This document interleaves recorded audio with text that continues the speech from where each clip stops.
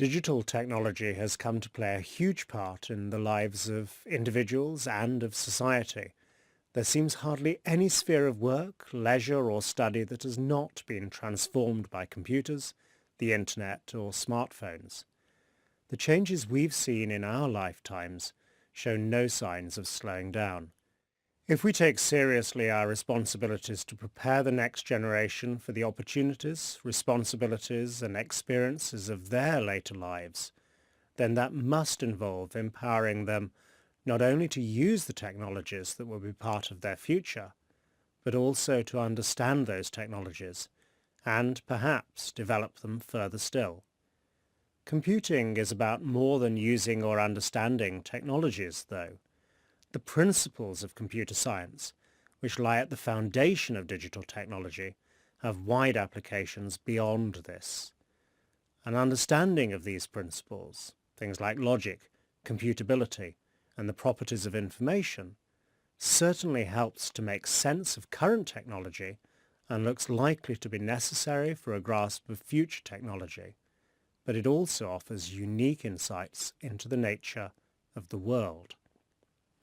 In thinking about the purpose of education, surely part of this is that schools should help young people develop an understanding of the world in which they find themselves and equip them to make a difference to that world.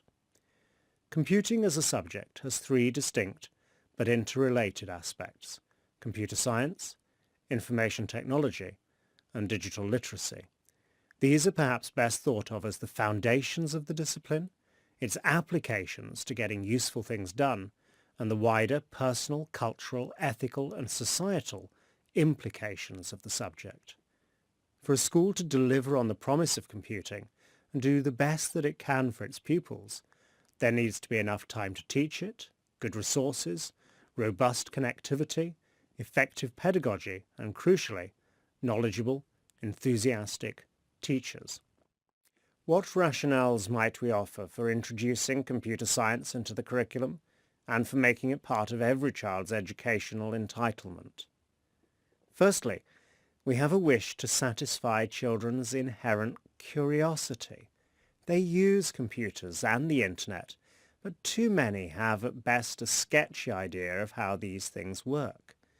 Putting computer science onto the curriculum alongside digital skills is in part about ensuring they've some reasonably sound idea about what's happening behind the screen.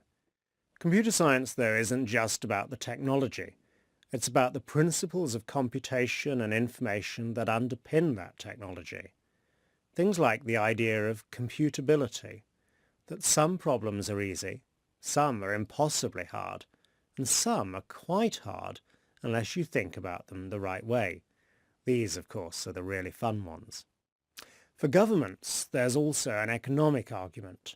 For a country to maintain or establish vibrant software, games, visual effects, cybersecurity and fintech industries, it needs students studying computer science at university.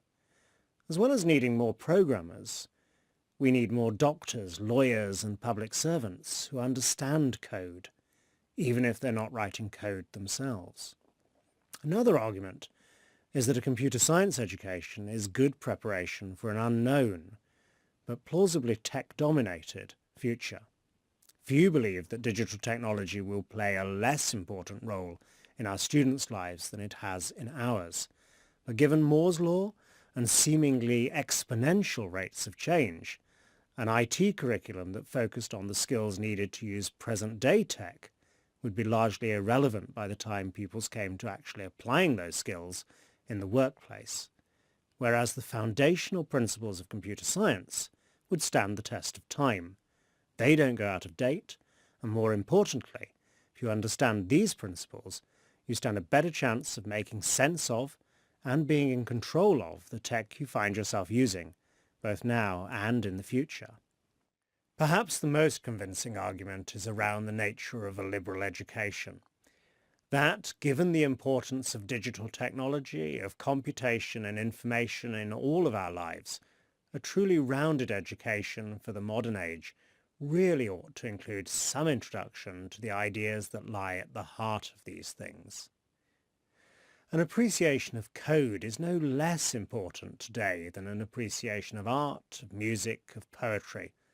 And just as we learn these things in school through making, it's hard to get to grips with computer science without some experience of writing a few programs. One final argument.